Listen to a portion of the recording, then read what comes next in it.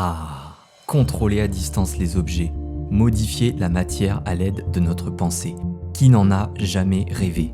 Je ne parle pas ici des concepts de loi d'attraction ou pouvoir de persuasion, mais bel et bien de la modification de l'état de la matière, tout simplement grâce à notre concentration. Ce phénomène que l'on qualifiera de métaphysique a pourtant fait l'objet de nombreuses recherches car on imagine bien l'intérêt que celui-ci peut représenter. La curiosité pour ce champ d'études s'est avérée telle dans les années 70 que la CIA et le KGB se sont penchés sur ces différentes facultés. Même si les résultats de ces études ont été officiellement controversés, la science du XXIe siècle s'intéresse plus que jamais à la pensée. D'ailleurs, avez-vous pensé à vous abonner pour ne surtout rien rater? Allez-y, c'est un clic pour vous, mais pour moi, ça veut dire beaucoup. La télékinésie ou psychokinésie a été critiquée par les sceptiques car selon eux, les expériences se sont souvent révélées non reproductibles et auraient toujours manqué de contrôle approprié. Mais savez-vous que depuis 45 ans en France, un homme tente de persuader la communauté scientifique qu'il possède bien cette incroyable faculté? Dans cet épisode, vous l'aurez compris, nous allons aborder le contrôle de la matière par la pensée.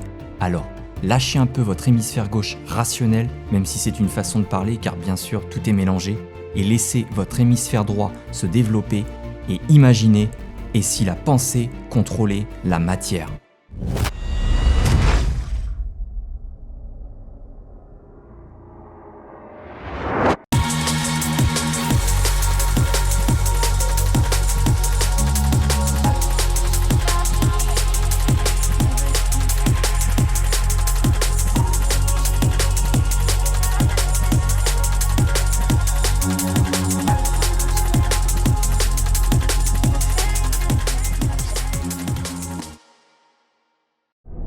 Bon, non, ce n'est pas une blague, on parle bien d'une expérience entre un poussin et un robot. Personnellement, cette expérience me fascine, et pas seulement parce que j'aime les animaux et les robots,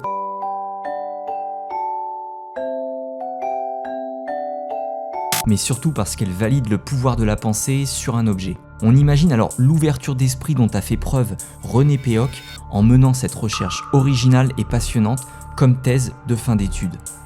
L'esprit peut-il influencer la réactivité d'un robot?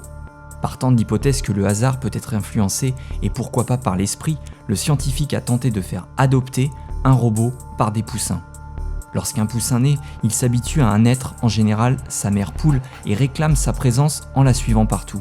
C'est la fameuse théorie de l'empreinte de Konrad Lorenz, déterminant la prévalence de l'attachement du petit à un autre objet en mouvement quel qu'il soit. Péoc utilise alors un petit robot baptisé Astro. Astro, le petit robot. Bon, ce robot baptisé en réalité générateur numérique aléatoire marque ses mouvements sur une feuille en se déplaçant au gré du hasard. Dans un premier temps, il place chaque jour le robot et le poussin ensemble pendant quelques heures et l'adoption fonctionne. Le poussin considère alors le robot comme un objet d'amour et le suit partout en réclamant sa présence indispensable à sa survie. Vient alors une deuxième phase où le scientifique retourne l'expérience et place le poussin dans une cage transparente afin d'observer les déplacements du robot. Normalement, les tracés sur la feuille témoin sont totalement anarchiques. Mais en présence du poussin, le robot se dirige vers la cage de manière bien plus fréquente que lorsque le poussin n'y est pas. Après des centaines d'observations, il est indiscutable que le robot est influencé par la présence du poussin. Il va vers la cage pour le rejoindre de manière significative alors qu'il se déplace aléatoirement en son absence.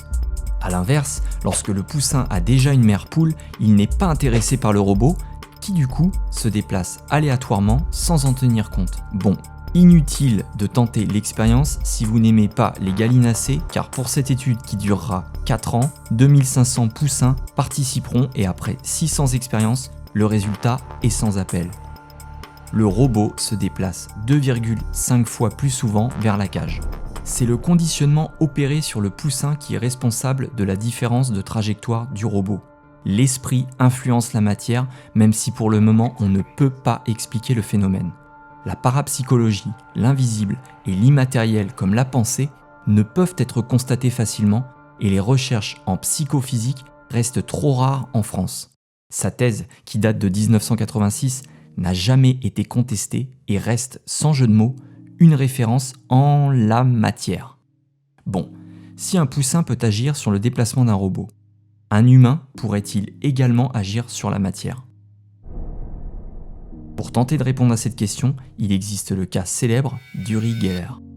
Né en 1946, c'est l'un des médiums autoproclamés les plus renommés. Mon nom d'âme, c'est Oriana, et je suis relié à l'énergie de l'homme vert, donc celui qu'on appelle l'homme vert.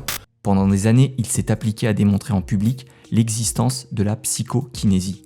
Devenu célèbre pour avoir rendu ses expériences publiques qui consistaient essentiellement à plier des cuillères, des fourchettes ou des clés métalliques, il avait pourtant bien du mal à valider ses dons en apportant des preuves scientifiques.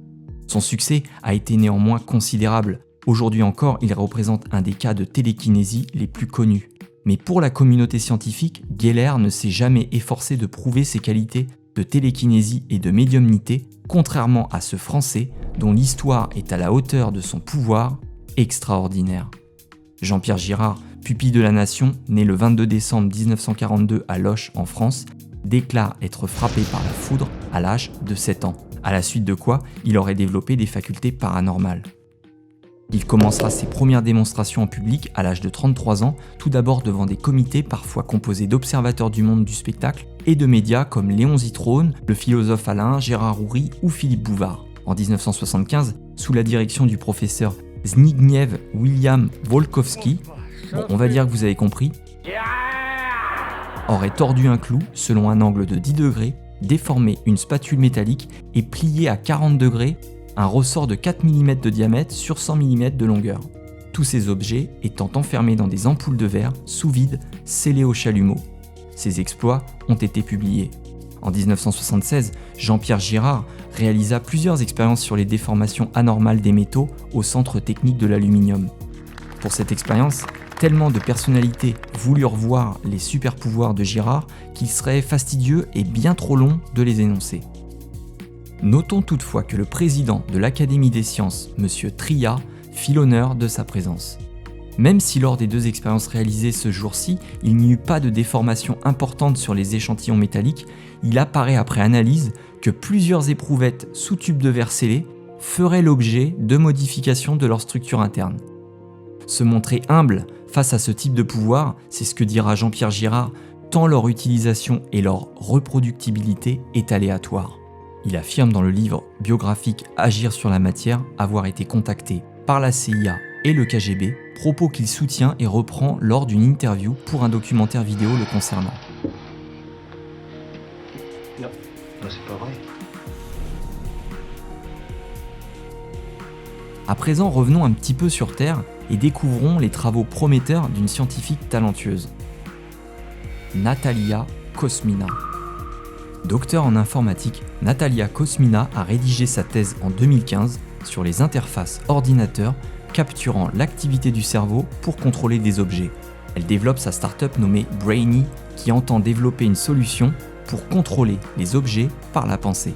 Elle reconnaît aujourd'hui cette technologie ne fonctionne pas à 100%, il faut encore passer par une phase d'apprentissage. Les domaines d'application sont nombreux et prometteurs et la solution pourrait notamment servir aux personnes paralysées pour leur permettre de contrôler leur environnement et de communiquer avec leur famille. Un projet qui n'est pas sans rappeler celui de Neuralink que l'on suivra à l'avenir de très près tant les enjeux de sa mise en service sont astronomiques.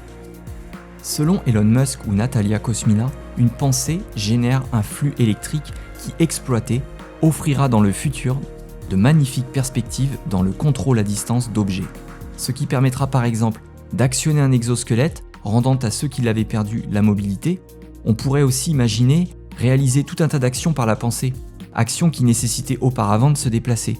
Allumer la lumière, régler son intensité, lancer sa musique favorite, mais également encore plus fou, pourquoi pas communiquer.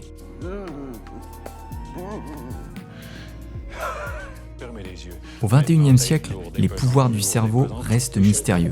Même si certains mystiques, médiums ou mentalistes nous ont démontré certaines facultés plus ou moins truquées, lorsque l'on ouvre un peu nos perceptions, on observe que la nature de la pensée est une énergie qui peut se matérialiser pour peu qu'on y ajoute un peu d'intention et d'action. D'un point de vue métaphysique mais pragmatique, la pensée génère donc la matérialité. C'est donc dans une pensée positive que s'achève cet épisode qui, je l'espère, vous a plu Et c'est donc tout naturellement que je vais vous demander de matérialiser votre soutien en me défonçant ce pouce bleu, seule façon pour moi de gagner en visibilité. Je vous dis dès à présent à très vite, et en attendant, gardez l'esprit ouvert, car la vérité est alternative.